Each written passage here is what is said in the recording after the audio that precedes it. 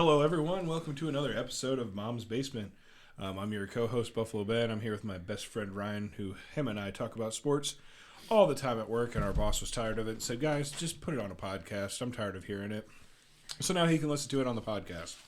How's it going today, Ryan? Oh, it's going pretty good.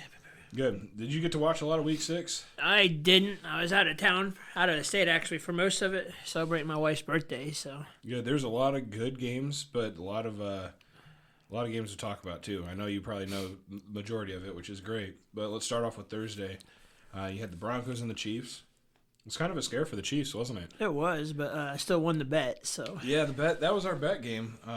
I said the Broncos would cover the spread, and the spread was 10.5. You guys, they only won by 11. Still a win. It is a win, and I did donate my $5, so we are all caught up on that. So congratulations to the Children's Miracle Network and the Broncos for making me pay. Chiefs didn't look good. The Chiefs were. I know you got to watch a little bit of that game. I did, yeah. I mean, the Broncos gave them a scare, just like it seemed like every team did this week. The Chiefs have been playing a lot of teams close, but they always find a way to win. So. And that's true, and that's hard to count the Chiefs out. But man, they're not the Chiefs that they were a couple years ago. They're missing that big play wide receiver. They are. They're still ranked number 1 in the power rankings. I don't see it. I don't see that's going to be the way they end, but we'll see going forward. But that's all I really have to say about that game. It was not a very exciting game. Denver's a dumpster fire right now. The best exciting part was the bet, seeing if Denver could actually do it. Yeah. But I think this week you'll see the clean out in Denver. Yeah, after they lose this week, yeah. If they keep their starters this week, but I see Jerry Jeudy leaving this week. I see a couple defenders leaving this week. Yeah, they already traded Randy Gregory and some other ones. So Broncos will be cleaning out, and we'll probably have the first-round draft pick, unless the Bears or the Panthers decide to sneak in there. Right now, the Panthers got it. So. Yep. All right, then that brings us to the next game, the Panthers-Dolphins. Now, I thought the Dolphins were going to lose this game at first because the Panthers went up 14-0 right away. Yeah. A couple defensive stands. I was like, oh, this could be a good game. Nope, not with Tyreek Hill. All you needed was give him the ball on a short slant. You never count out Miami's offense. They could put up points crazy quick. They can, and it's scary how great their offense is, but it's surprising how bad their defense is. Yeah, their offense plays really fast and really good, but once they play a stiffer defense, they kind of struggle. Yeah, I mean, let's look at their schedule, right? They had the Panthers, who haven't won a game yet, right? Right. They had the Chargers, who were struggling and only won 2 games. Yep. They had the Patriots, who they have a solid defense, but they're 1-5. The 70-20 game against the Broncos, they're 1-5. They haven't played anybody. Their only tough. loss was to Buffalo, so. Yeah, they played the Giants 31-16, but then when they played a team that actually had a winning record, they got smoked. Yep. So I don't give a lot of credit to the Dolphins right now. Their offense can click and can be really good, but their defense is what's going to ruin their game. They can't play like that in the playoffs and win. Nope, and especially if the other team's defense is in the top 10, Dolphins will not win the Super Bowl or go far in the playoffs. Exactly. All right, my next game I have on here is the Bills-Giants, but that was the Sunday night game, so I'm going to skip that just because that's what's highlighted on my ESPN account. Okay. Ravens-Titans, this is the international game. Titans gave the Ravens a good game. Yeah, like I said, I didn't get to see most of it. I looked at highlights and everything, and Titans are struggling. Tannehill got hurt, sprained his ankle, so he's probably going to be out a couple weeks. Yeah, I think their backup quarterback might be a little bit better than Tannehill. It'll give him a little bit more fire. He really used the star weapons like DeAndre Hopkins when he was in. The Ravens wide receivers were starting to catch towards the end of the game, but they were struggling again. It was just one after another, drop ball after drop ball. And, I mean, I feel bad for Lamar Jackson because, I mean, they're hitting him in the chest and they're just dropping the ball. And yeah, the Ravens need to go acquire a receiver, too, at the trade deadline. Try to get Jerry Jeudy, Devontae Adams, whatever. They need to get somebody. Yeah, I could see that happening, too. I don't see Odell Beckham Jr. coming back and playing many more games. I see him getting cut, or I don't know if they cut by the end of the trade deadline. He probably won't get cut, traded. But he could definitely get traded. All right, the next game. This was a nominee for the game of the week, the Commanders-Falcons. They played a really back-and-forth game, which was fun to watch. The Commanders are obviously a better team. The Falcons had a chance but didn't do it. Finally, Pitt scored, though. Let's Yeah, talk about finally. that for a minute. First touchdown. Yeah, I seen. I think that was the first week you didn't pick Pitts to score the first touchdown. It and is. He scored, so good job on that. Are you still high on Atlanta, or are you kind of jumping off that wagon? I'm still higher that they're better than most teams. Like, I'm still higher on them than you are with the Bears being high on the Bears. Yeah, I'm not that high on the Bears anymore. They kind of disappointed me. They're still better than the Colts, though. Oh, here we go. Next game, Bengals-Seahawks. The Bengals, man, they are struggling. It came down to a defensive play, too. Like, Joe Burrow didn't win that game. Their defense won that game. 17-13. Yep. Seahawks they had a couple good opportunities and really bad decision-making by Geno Smith towards the end of the game. Yeah. They needed 5 yards for a first down. He goes deep twice. And it's just like, oh. Just get the first down. Third and fourth down, you go deep, and you're like, oh, that's really what ended the game there. Luckily, they did get I believe they got a penalty because the last game ended on a tip. The last play ended up on a tip and 4th and 5, and they tipped it and won the game. So yeah. Bengals defense won in that game. Joe Burrow's needs. Yeah, some the help, Bengals are struggling right now. I don't know if they're going to win that division or not. No. Well, this was a kind of a disappointing game for you. The Jaguars-Colts. Yeah, I mean, you picked Jaguars to win. I did, but I expected the Colts to play a little bit tougher than what they did. Yeah, there was only a 3-point spread. I mean, Gardner Minshew didn't look like Gardner Minshew used to, like when he first came in. He had 3 interceptions and a fumble. Yeah, it was not a good day for the Colts offense. Colts defense, I mean, I know they gave up 37 points, but when you put in terrible situations like that, it's yeah, the Jaguars probably should have put up 50 with the field position that they were given by the Colts, but yeah, Trevor Lawrence is day to day too, so we'll see if he plays Thursday night. Yeah, I'm sure he will. I'm day to day is pretty for a star player. It means they're going to play. Yeah. It depends on who they play and if it's going to be a close game or not. They played New Orleans, so that'll be a close game. Next game is Vikings-Bears. I wish would have been our bet. This was disappointment for me. I thought the Bears should have beat the Vikings without Justin Jefferson. Yeah, but Justin Fields got hurt that game. He did. He hurt his thumb, right? Yep, his throwing thumb. He should be out 2 weeks, I believe, which will catch me up on our 20-touchdown bet this year. It was a fluke that he threw 4 in 2 games, so it's all right. We're going to be back on track after this injury. And I know in the podcast last time, I was like, oh, come on, just take a couple games off, man. You got your wish. I got my wish minus the injury. I don't want to ever see people get hurt. Let's be fair. The next one, I think, is the actual game of the week. 49ers, Browns. Yeah, when I seen the final score of this game, it kind of surprised me. It's like I didn't expect Cleveland to be in it at all. No, and the only reason we're making it a game of the week is because, one, it was an upset.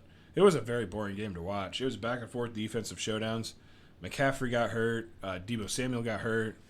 It was like all of a sudden the offense didn't know what to do. And you could see it in Brock Purdy's eyes. He's like, oh, man, now it's all on me. With all that going, though, they came down to a field goal that the 49ers missed, so they still could have won the game. The 49ers missed 2 field goals that game. Mm-hmm. And they should have. That shouldn't have even been a close game. But Cleveland's defense is for real. They got a really tough defense. Yep. They had a backup quarterback, too, and they had a backup running back. So they were without Chubb and then without Watson, which, honestly, after watching their backup, who was the backup? What's his name? Wasn't it I'm blanking on it. P.J. Walker? Isn't that it? You might be right. Yeah, P.J. Walker. He was better than Watson. Watson's been struggling this year. He hasn't been himself since he's been in Cleveland. He hasn't looked anything like he did in Houston. Could he be on the trade deadline or trade block? No, that's too much money. They have too much guaranteed money in him. You don't see him maybe Arizona picking him up or somewhere where they actually need a quarterback? I don't see Cleveland eating all that money they owe him. Okay. All right, we'll see about that, I guess. Having that much money owed to him is kind of hard to trade him, kind of hard to move him. Yeah, I think there's got to be something in the contract clause that they don't have to pay him that money because he's not producing. I'm sure there is, but as of right now, to my knowledge, that's a lot of money to eat in your cap. So yeah. All right, Saints-Texans is the next game to talk about. I was kind of disappointed in this game. I had the Saints. I picked this game as my upset last week. As the Texans beating the Saints, yep. You're right. You're right. My upsets did not happen, so we won't talk about my upsets. I thought the Saints were going to be a lot better. I'm kind of disappointed in Derek Carr. They've been kind of up and down this year. Like, they blew out New England, but New England's struggling. Yeah. But, when they play, it wasn't Houston, but still I thought the Saints could have put up more than 13 points against the Texans. Yeah, it's not like weather was a factor. I mean, they're both from the South. I mean, I know New Orleans is in a dome. Texans, I believe, are in a dome. Yeah. Shouldn't have been a big deal for Derek Carr. I mean, you got Alvin Kamara, Chris Olave, Michael Thomas. I mean, you got a stacked offense. And you only put up 13 points. Yeah, 13 points. It's hard to pick the Saints to be consistent. And It I think is. that was the problem with him in Las Vegas as a Raider, or Oakland as a Raider, because that's where he spent most of his career. But he wasn't consistent enough. You that have he was these good enough games. to win. You have these games where Carter looks like he could be a top 5 quarterback, and then you have these games where like, why the heck is this guy even starting? You know? Yeah, he's definitely below a Kirk Cousins. Yeah, it's weird. I was very disappointed in their performance again. But good job to the Texans. They're surprising me this year. Yeah, you had him picking I had 0 games. wins, Yeah, yeah. yeah. They have 3 more wins right now than I predicted them to. I believe that makes them first in the division. Is that correct? Jacksonville's first. Okay. Then they're tied with Indy for second. Okay. Yep. Bummer. I thought I was going to be able to harass you a little bit. But I think Houston is better than Indy. Of course you do. All right, what's our next game here? Patriots-Raiders, bringing in the Derek Carr specialty Raiders. That was a good, close game. It was. I mean, the Raiders, with all the stuff they have on offense, Adams, Jacobs, Myers, and the way New England's been playing, I figured the Raiders would have put more points than they did. Yeah, and the bad thing is that nobody really cared about this game. Right. The game didn't mean much. It was just kind of like two teams playing, and I if it was your gotta- team, you watched it. If it wasn't your team, it didn't really make a difference. I got a couple buddies that are Raiders fan. They're always talking smack when they win, but Oh, one of our coworkers, yeah, we make sure that we follow those games. yeah. If they win, we are very silent about the Raiders. All right, moving on to the Lions-Bucks. This was a nominee for the game of the week. It was a defensive shutdown. The Bucks did a really good job. Yeah, Against the Lions. Detroit's still tough though. They're gonna. Yep. I would not want to face them in the playoffs. I wouldn't want to face them in general. They're good. They work well together, but they're scrappy. Right, they're not gonna go out and beat anybody like blow them out like 48-0 or anything like that. But Nope. when you play Detroit, you're gonna be sore the next day. Yes, you will. That's 100% accurate. And they're going to take risks. Yeah, That's what I like about their defense. They're not a top 10 defense, but they might be because of the risks they're taking now. and Dan Campbell takes risk all the time. It's fun to watch. It is is. so fun to watch. And if my team doesn't win the Super Bowl, that's who I'm rooting for is the Lions. Lions. Yep. Next game, Cardinals-Rams. The Rams are surprising me this year. Cardinals are kind of surprising me too, but not really. Well, Rams got Cooper Kupp back, and he scored a touchdown for him. So Hey, we both picked that one correct, actually. welcome back, Cooper Kupp. Yep, we both said, you know what, he deserves it. So, not really much of a shocker or anything exciting happened that game. Nope. So let's move on to the Jets-Eagles. This was a great ending. It was a good game. Like I said, I didn't get a chance to watch it. I watched highlights, but from what I've seen, the Jets defense played pretty stinking good. Yeah, and they were on their second string secondary. Sauce was out, and they still had turnovers. They still did well. Hurts put- threw what, 3 interceptions? Let me double check, but I think you're correct. I think maybe 2, but let me verify this just for you. Yeah, 3 interceptions. Yes, he sure did.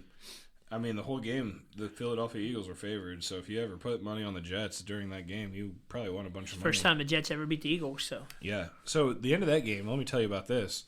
The Jets had the turnover yeah, and returned it pretty far down on the interception, yeah. and they scored right away, giving the Eagles a chance to come down and score and win.